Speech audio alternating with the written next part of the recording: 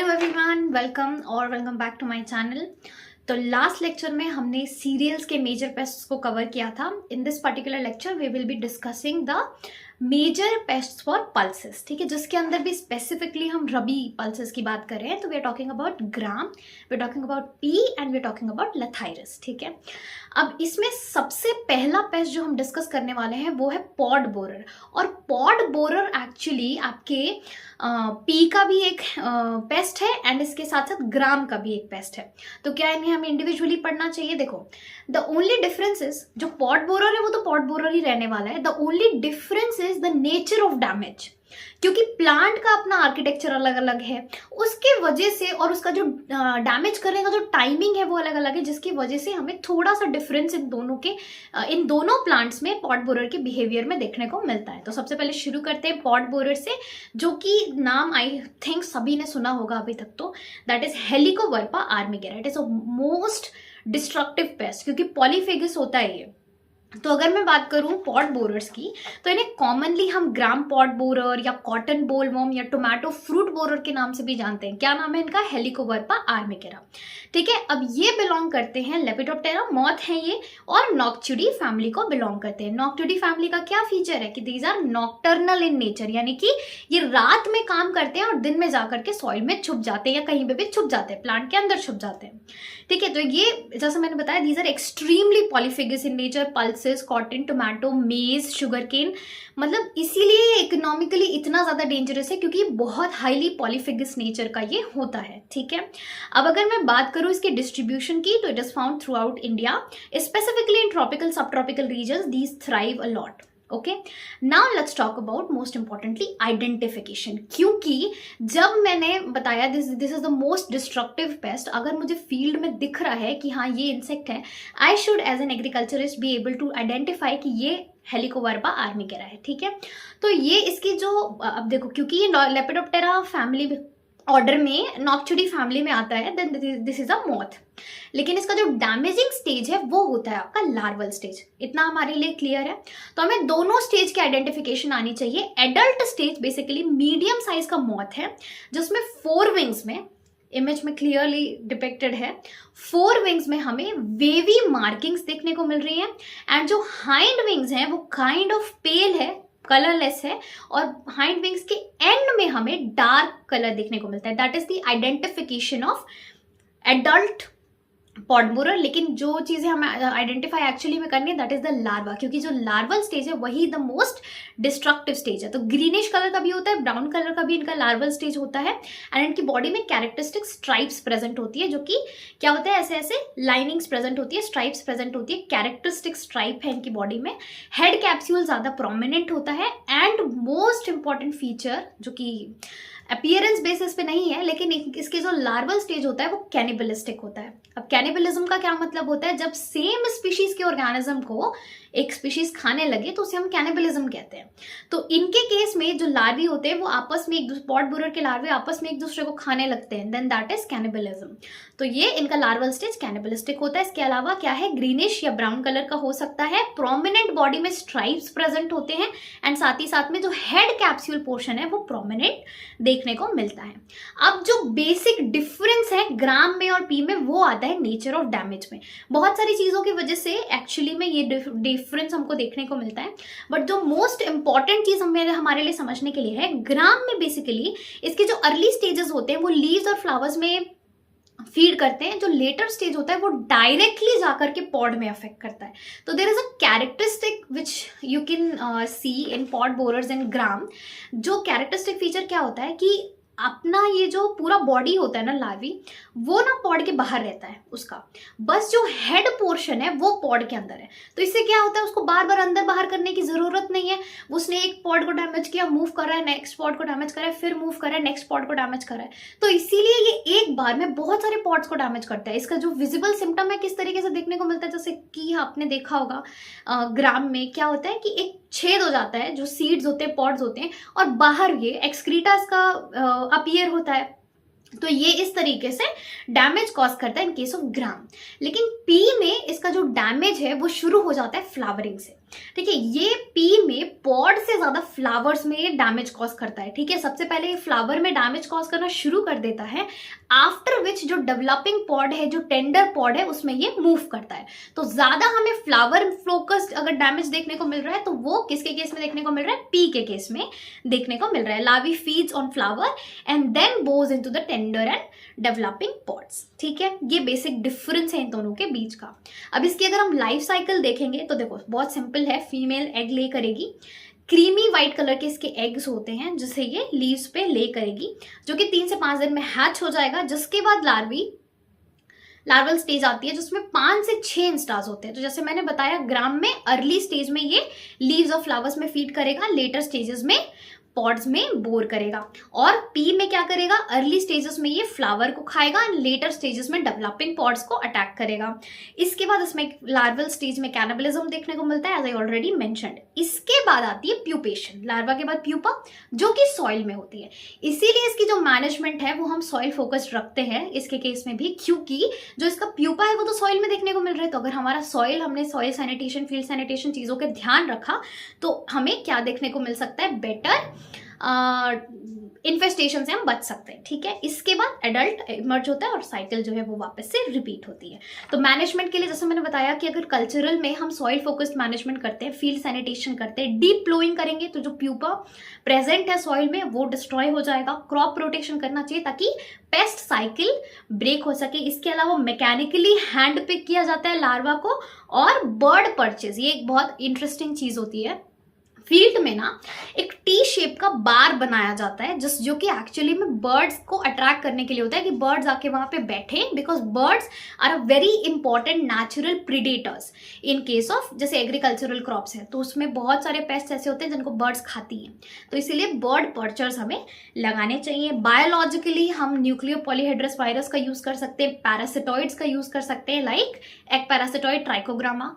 और केमिकल में there is a very specific chemical that is specifically used for pod borer. जिस तरीके का पॉट बोरर का नेचर होता है ना, पॉट्स के अंदर बोर करना, उसके हिसाब से इसके लिए एक बहुत इंपॉर्टेंट एक स्पेसिफिक केमिकल यूज किया जाता है, that is emamectin benzoate. Very important, emamectin benzoate. तो इसमें हम लोग इमिडाक्लोप्रिड नहीं लिख सकते, या फिर इसमें हम लोग क्लोरोपैरिफॉस नहीं लिख सकते, वो इफेक्टिव नहीं होगा।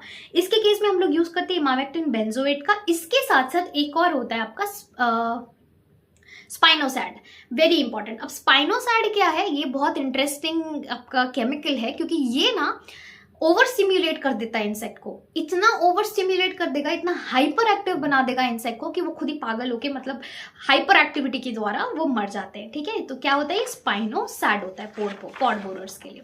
तो इतना बेसिक कॉन्सेप्ट हमको समझ में आ गया। Helicoverpa armigera, lepidoptera noctuidae family. और बेसिक जो डिफरेंस आ रही है that is only seen in the nature of damage in case of gram and in case of pea. Next important हमारा जो पेस्ट है पल्सेस में, दैट इज कटवर्म, जिसको भी हमने बहुत अच्छी तरीके से सीरियल्स में डिस्कस किया था। तो that is the same cutworm जो हमने पढ़ा था, Agrotis इप्सिलन।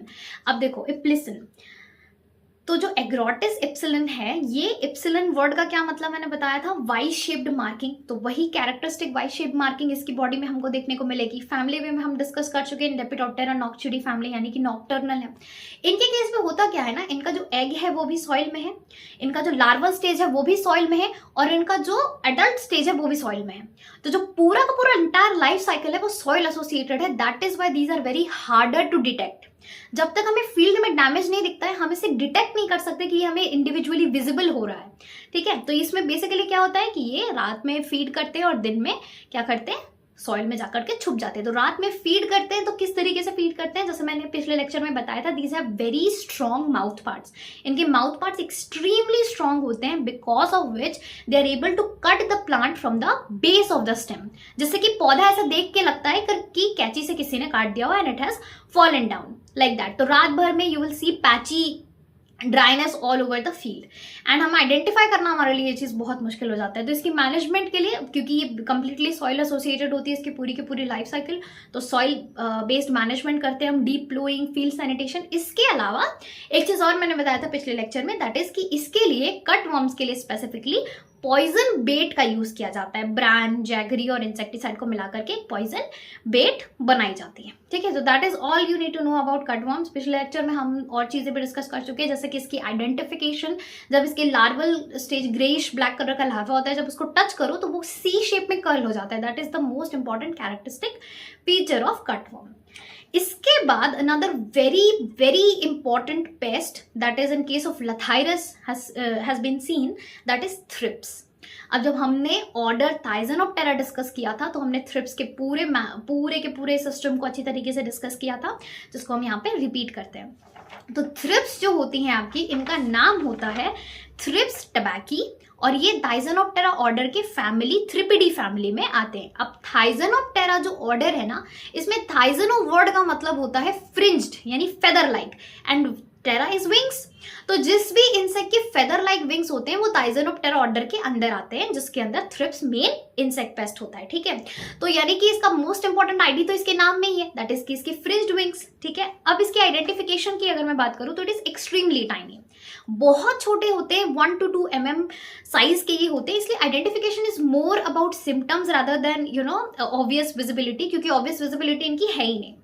So if we talk about adult, these are very small, 1 to 2 mm size होती है इनकी, येलोइश लाइट ब्राउन कलर के होते हैं, एंड विंग्स कैसे होते हैं, नैरो एंड फ्रिंज्ड होते हैं। ये तो इसका कैरेक्टरिस्टिक फीचर ही हो गया। एंड निम्फ जो है वो एडल्ट का ही स्मॉलर वर्जन है ना, विंगलेस है, पेल येलो कलर का है, as well as it is damaging. Now let's talk about the nature of damage. तो इसके केस में जो नेचर ऑफ डैमेज है दैट इज वेरी इंटरेस्टिंग, क्योंकि ये ना सिर्फ सैप सकिंग नहीं करते, जैसे हमने लास्ट लेक्चर में एफिड्स वगैरह के बारे में पढ़ा था जो सिंपली सिर्फ सैप सकिंग करते थे, ये वैसा नहीं करते। ये एक्चुअली में लीव्स में सबसे पहले स्क्रेप करेंगे, जो लीव की एपिडर्मल लेयर है उसको पहले क्या करेंगे, स्क्रेप करेंगे, जिससे कि सेल सैप ऊज आउट होता है, और फिर उसके बाद वो सेल सैप में सकिंग करते हैं। तो इसीलिए इनका जो सिम्टम होता है वो बहुत कैरेक्टरिस्टिक, हमें वाइट सिल्वरी पैचेस देखने को मिलते हैं, तो हमें आइडेंटिफाई हो जाता है कि ये थ्रिप्स के द्वारा किया हुआ डैमेज होगा। इसके अलावा leaf curling, leaf distortion, flower में भी डिस्कलरेशन देखने को मिलती है अगर थ्रिप्स के अटैक की वजह से हो रहा हो तो। और इंपॉर्टेंट, इसकी बायोलॉजी में भी ये चीज बहुत इंपॉर्टेंट है कि जो इसकी लाइफ साइकिल होती है ना बहुत छोटी होती है, यानी कि केवल 2 से 3 हफ्तों की होती है। एडल्ट आपका एग ले करेगा प्लांट टिश्यू के अंदर, इसके बाद निम्फ जो कि actively nymph stage, actively basically इसके निम्फ स्टेज और एडल्ट स्टेज दोनों ही डैमेजिंग है, लेकिन निम्फ भी एक्टिवली प्लांट में फीड कर रहा है प्यूपा सॉइल में, एंड देन उसके बाद एडल्ट इमर्ज होगा, एंड देन अगेन ये साइकिल कंप्लीट हो जाती है। तो ये 2 से 3 हफ्ते की इसकी लाइफ साइकिल है। तो शॉर्ट लाइफ साइकिल होने की वजह से पॉपुलेशन आउटब्रेक बहुत जल्दी होता है इसका, है ना, यानी कि सिर्फ 2 से 3 हफ्ते में अगर ये पूरी लाइफ साइकिल कंप्लीट कर ले रहा है, तो इससे पहले कि हम इसके सिम्टम्स वो कर पाए, आइडेंटिफाई कर पाए, ये डैमेज कॉज कर चुका होता है। ठीक है, अब तो इसकी मैनेजमेंट के लिए फील्ड सैनिटेशन हमें करनी चाहिए, फील्ड में स्टबल्स वगैरह नहीं बचे होने चाहिए, क्योंकि इसका भी प्यूपेशन सॉइल में ही होता है, तो सॉइल मैनेजमेंटल प्रैक्टिसेस यहाँ पे भी एप्लीकेबल होंगे। इसके बाद हमें वीड्स वगैरह को रिमूव कर देना चाहिए, क्योंकि इसके केस में अल्टरनेट होस्ट की तरह वीड्स अवेलेबल होते हैं। ओवर क्राउडिंग नहीं करनी चाहिए। ओवर क्राउडिंग क्यों नहीं करनी चाहिए, क्योंकि thrips thrive in dense humid microclimates, तो जहाँ पे उसको बहुत ज़्यादा घनत्व डेंसिटी दिखेगी बहुत ज़्यादा, तो वहाँ पे ये थ्राइव करते हैं। इसलिए ओवर क्राउडिंग हमें प्लांट पॉपुलेशन की नहीं करनी चाहिए, ऐसे भी नहीं करनी चाहिए। एंड बायोलॉजिकल कंट्रोल में lady bird beetle is an excellent predator. इसके अलावा लेजविंग्स जो होते हैं, जो कि एंटलियंस एंड लेजविंग्स होते हैं, these are also excellent predators in case of thrips management. Chemical में हम इमिडाक्लोप्रिड यूज कर सकते हैं, स्पाइनोसाइड यूज कर सकते हैं, जो मैंने बताया इंसेक्ट पागल होके खत्म हो जाएगा हाइपर एक्टिविटी के कारण। तो spinosad is a very important and very interesting chemical to know about. ठीक है, तो that was about your thrips. क्या है, thrips tabaci thripidae family, thysanoptera है, तो मतलब फ्रिंज्ड विंग्स इसके मेन कैरेक्टरिस्टिक फीचर्स में आ गया। इसके बाद विजिबल सिम्टम्स, क्योंकि इसका जो नेचर ऑफ डैमेज है वही बहुत यूनिक है, दैट इज कि वो पहले स्क्रेप करेगा, देन इसके बाद सैप सक आउट करता है, तो इसीलिए इसका जो विजिबल सिम्टम है वो भी देखने को मिलता है, हमें सिल्वरी वाइट स्ट्रीक्स देखने को मिलती है पौधों में, तो हमें पता चल जाता है कि ये थ्रिप्स की वजह से डैमेज हुआ है। लेकिन because of its life cycle being so short, that is 2 से 3 हफ्ते की जस्ट इसकी लाइफ साइकिल होती है, फॉर दैट रीजन बेसिकली ये बहुत जल्दी पॉपुलेशन आउटब्रेक इनकी बहुत जल्दी होती है, तो बहुत जल्दी ये डैमेज कॉज करने के केपेबल होते हैं। तो मैनेजमेंटल प्रैक्टिसेस हमने सारी चीजें डिस्कस कर ली, and that is all you needed to know about the pest management for pulses in Rabi season. I hope you liked the lecture. If you did, you should subscribe and like the video.